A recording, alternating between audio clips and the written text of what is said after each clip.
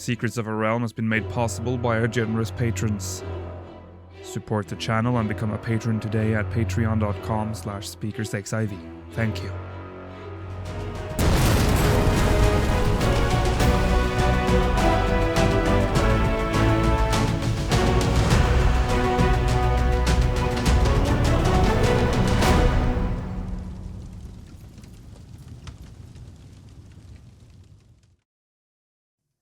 In Ishgardian legend, there is a tale of a witch called Hengr. Not a lot is known about this mysterious witch, other than her trusty cauldron or crucible. But there's more to the tale than that, cause in the northeast of 1.0's Kurthus, north of Camp Crooked Fork, was a cave. The biggest red flag? It was guarded. Its name? Hengr's Crucible. The Ishgardian knight guarding the entrance went by the name of Ladislas, and approaching him, he would say, "You have no business in Hengr's Crucible. Be gone." "You're not the boss of me, Ladislas. Let's head inside and see what Hengr has in store for us." Immediately, we're greeted by the grey, kinda dull color palette we all know from our exploration of the Fez. The initial corridor is long and winding, and it goes very, very deep down. I'm not kidding when I say that, by the way. I wish I could show you the whole descent, but it'd take too long. This is a good thing, cause it means we might uncover a massive room at some point. Right off the bat, I find myself in a room similar to the first room of the Fez. I have a feeling that's going to be a trend in this video. I'm gonna stick to my usual tactic of moving as linearly as possible. If the Fez taught me anything, it's that Kurthan dungeons are big and have loads of confusing and maze-like tunnels. Best not to get too lost. I start seeing water. A common theme in Kurthan dungeons. I think we can expect a large room with some sort of waterfall at some point. I encounter a crossroad leading left and right. I decide to go left as the path seems to be heading down in that direction. A large open boss room appears. Nothing of particular interest here, just a nice big room.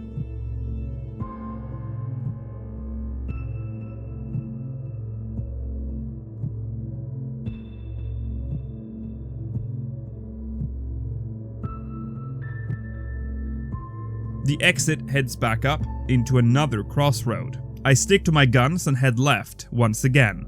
At this point, the rooms start to repeat themselves a lot. Common for unfinished and abandoned 1.0 dungeons. After a long time of just walking around, not really being sure if I'm walking in circles or not, I finally make it to this large room, with what seems to be geysers splashing up from the ground at regular intervals. This is good stuff. It means we're on the right path. While I was cursing the 12 over and over as I swore I was lost, I also started thinking about the name of this place. Hengr's Crucible. Again, we don't know much about Hengr other than the witch part with the cauldron. But why is this called Hengr's Crucible? So far, I've yet to actually see anything resembling a crucible. Just as I thought about that, I found it, I think.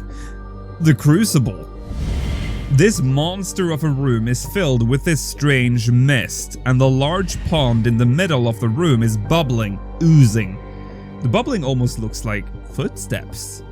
Small waterfalls fill smaller ponds around the room. Another strange effect in this room is the actual mist, which seems to be locked to your character. The mist literally spawns inside my character at regular intervals, in addition to the mist that spawns from the water puddles in the room. Is this Hengr's lair? Is this the Crucible? Is this where we would face off against the Ishgardian legend? No, it doesn't feel final enough. And the room has multiple entry points. I turn around and retrace my steps back to the previous room. I pick the easternmost exit and follow the path. I encounter several large rooms similar to the one I just came from, complete with a mist. I press on, going deeper and deeper underground. After following the path for a short while, I find another big room. This one is less impressive. No mist, no central bubbly pool, but neat nonetheless. Curiously, this room has only one exit. This could either be the end of the line in form of a treasure room, or something else. Wait, is that an Ishgardian brazier? That's the first ever sign of anything man-made existing in this dungeon. So far, all we've seen are mossy rocks and bubbly water. As I turn to the left, I spot another one. This one is placed in the middle of the path. I wonder if this is just a random set dressing they placed here for... Oh. A circular door.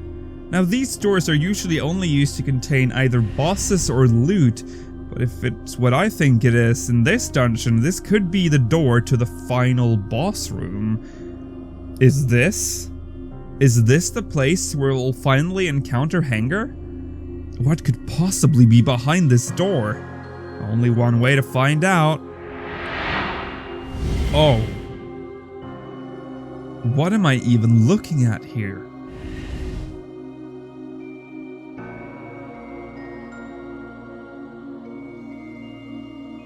At first, I thought I was looking at the tops of bombs, but these look like, I guess, cauldrons? They have water in them, but they don't appear to be hot. What are they made of? Wood? Metal?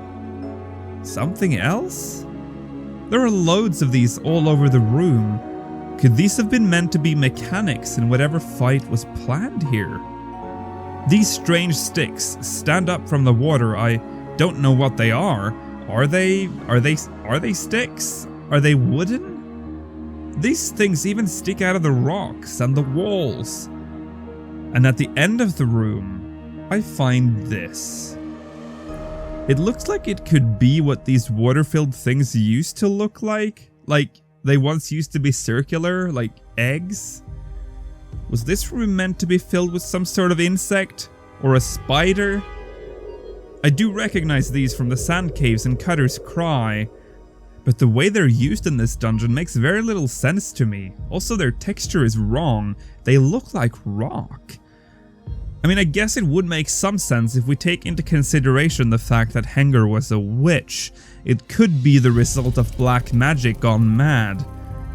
The placement of this thing is not random though.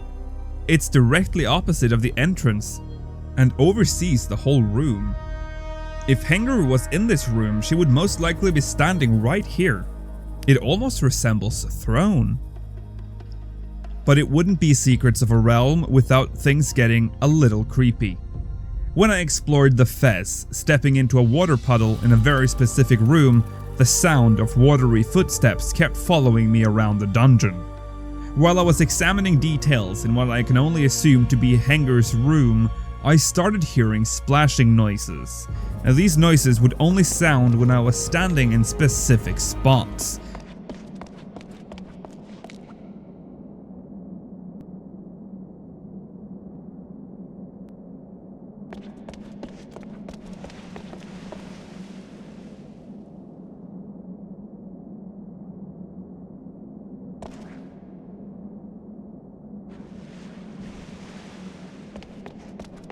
If I moved closer to the splash sound, it would go quiet.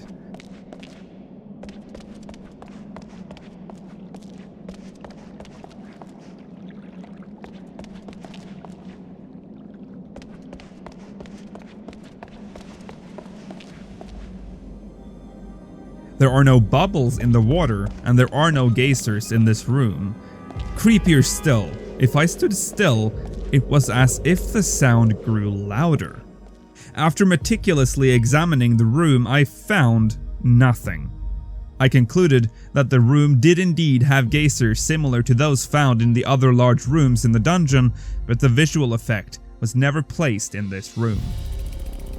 One thing I can't get out of my head is the presence of Ishgardian-made objects like the braziers and the stone door. This means the Ishgardians were down here. Why? What could they possibly be doing down here? And why did the braziers only show up near the door? Why not sooner? Unless they didn't want anyone to actually find it. Oh, that's clever. What if this was a prison? It makes sense. Hengr was most likely a heretic in the eyes of the church, a black magic wielding witch, dangerous to the Ishgardian population. What better way to ensure she did no harm than to lock her up deep below Kurthus, with little to no indication of where she was being locked up. That explains the lack of Ishgardian designs in the other parts of the dungeon. Not a single torch, not a single door, not a single wooden beam, until you're right there, in front of the sealed door, keeping Hengr from doing harm to Eorzea. And they gave it a fitting name, both an insult and a tribute. Hengr's Crucible. Just a theory, naturally. Now, I was actually meaning to cover Hengr's Crucible first in this series, but I was sidetracked with the whole Adventurers Guild that never was and whatnot. Hengr's Crucible was actually the reason why I made this series in the first place, and here's why. In Heavensward, Hengr's Crucible survived in the Sea of Clouds. Only what seems to be a small portion of it has survived, but it's right there.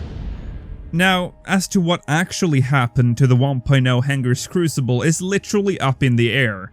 If we're to look at it with Eorzean logic, a portion, if not most, of Kurthan Eastern Highlands was thrown up in the air during the Calamity, and as with so much of the Calamity debris, remained suspended in the air and became part of the Sea of Clouds.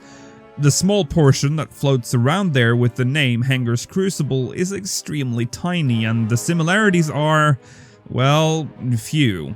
I guess you could say that this could have been one of the rooms in the dungeon that survived the destruction, but even I have a hard time accepting this.